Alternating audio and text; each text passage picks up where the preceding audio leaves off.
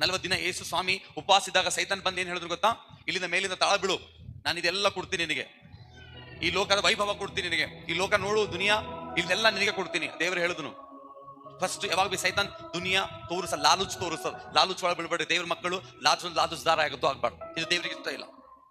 ಸೈತಾನ್ first ಲಾಲೂಚ್ ಹಾಕ್ಲಾಕ್ ಬರ್ತಾನೆ, ಯಾವಾಗ ಬಿ ಆಸೆ ಹುಟ್ಟಿಸ್ಲಾಕ್ ಬರ್ತಾನೆ. ನೋಡಿ ಇದು ಮಾಡು, ಇದು ನೋಡು, ಇದು ತಿಳ್ಕೊ, ಇದು ಹಿಂಗೆ ಅದ, ಇದು ಮಾಡಿದ್ರೆ ಇದು ಸಿಗ್ತದೆ ಇಷ್ಟು, ಇದು ತಪ್ಪು ಮಾಡು, ಇದು ನೀನು ಹೊಂದ್ಕೋ. ಸೈತಾನ್ ದೇವರ ಎದುರುಗಡೆ ಇದೇ ಚಾಲೆಂಜಿಗೆ ತಗೊಂಡು ಬಂದನು, ಹುಷಾರಾಗಿ ಇದೇ ಚಾಲೆಂಜಿಗೆ ತಗೊಂಡು ಬಂದನು. ಈ ಲೋಕದ ವೈಭವ ಕೊಡ್ತೀನಿ ನಿನಗೆ, ವೈಭವ, ಈ ಲೋಕದ ಸುಖ ನಿನ್ನ ಕೈಯಲ್ಲಿ ಬರ್ತದೆ. ಸ್ವಾಮಿ ಹೇಳಿದ್ರು ಇದು ಆಲ್ರೆಡಿ ಎಲ್ಲ ನಾನು ಕೊಡಲ್ಪಟ್ಟಿದೆ, ನಾ ಹೇಳ್ತೇವೆ. ಇವತ್ತು ಹಂಗೆ ನಮ್ಮ ದೇವ ನಂಬಿದವರಿಗೆ ಇದೇ ಪರೀಕ್ಷೆಗಳು ಬರ್ಬೋದು. ಇದು ಮಾಡು ನೋಡು, ಇದು ಹೇಳಿ ನೋಡು, ಈ ಪ್ರಕಾರ ನಡಿ, ನೀನು ಹೀಗೆ ಹೇಳಿದ್ರೆ ನನಗೆ ಇಷ್ಟು ಕೊಡ್ತೀನಿ, ಹೀಗೆ ಹೇಳಿದ್ರೆ ಇದು ಈ ತರ ನಿನಗೆ ಒಂದು ಸ್ಥಾನ ಕರ್ಕೊಂಡು ಹೋಗ್ತೀನಿ. ಬಹಳ ಜನ ಲೋಕದ ವೈಭವಗೆ ಯಾರು ಬೀಳ್ತಾರೋ ದೇವ್ರಿಗೆ ಕಳ್ಕೊತಾರೆ. ಚೆನ್ನಾಗಿ ತಿಳ್ಕೊತಾರೆ.